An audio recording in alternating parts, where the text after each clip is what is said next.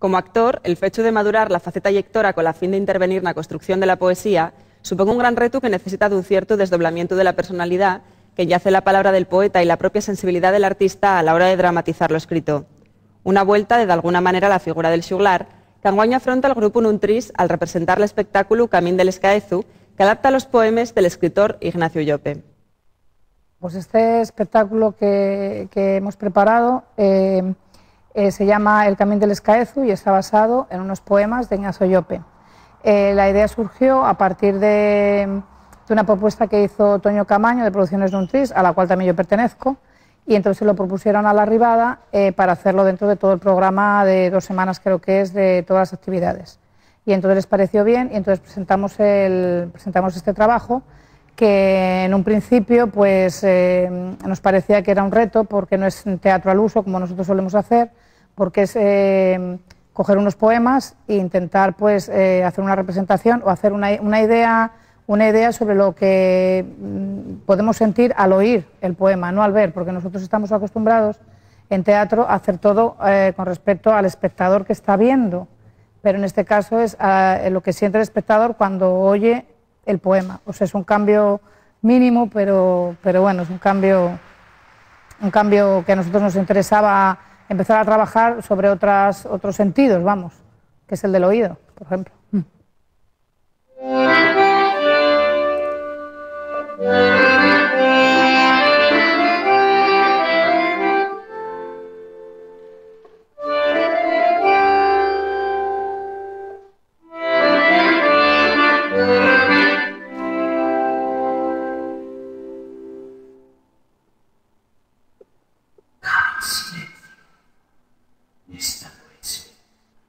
Cuando la celda permanece paso a modo de dormir.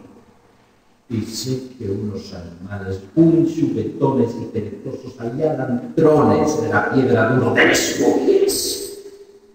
El alambre nos determina el presente. La elección de los poemas, que se basa en el libro, que bueno, son poemas de Ignacio Llope, como dije antes, dentro del libro que se llama El combate melancólico.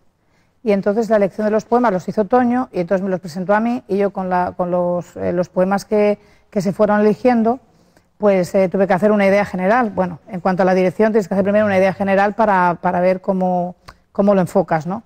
Entonces yo quería hacer una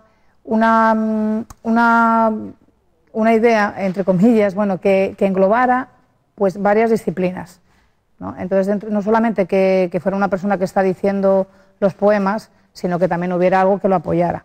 Entonces pensé en una bailarina que no solamente fuera que bailara, sino que expresara con el cuerpo lo que va diciendo el poema. Y luego no solamente eso, sino que también pensé en un músico que estuviera también apoyando al cuerpo de la bailarina, como si dijéramos, y al poema. Y entonces teníamos que ir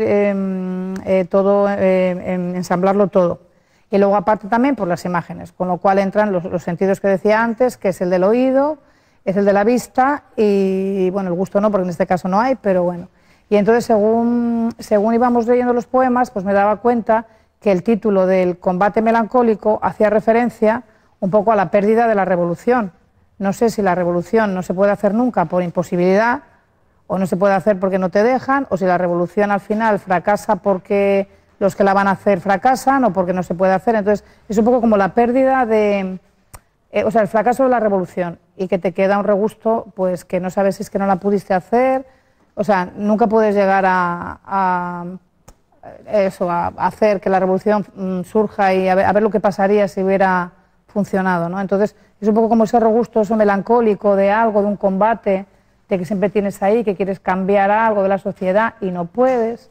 Y entonces por ahí empezamos a trabajar y bueno, ha salido esto, que a ver si luego la gente que lo ve piensa que no tiene nada que ver con lo que estoy diciendo, pero bueno, es una idea que tengo yo que a ver. Ellas saben que las sedes, las que morren del canto una mano, gritan las flores más vivas, las que nacen entre los santos. Mirad cómo cortan las 7 más encarnadas del barrial, una por cada número, los humanos de fuera. Son una por cada voz, que perdida por los cabreiros llevaba entre las diosas el presume seco de la muerte. Y mirad cómo pousan las 7 flores encarnadas, la escura materia de la tierra, la escura materia del olvido.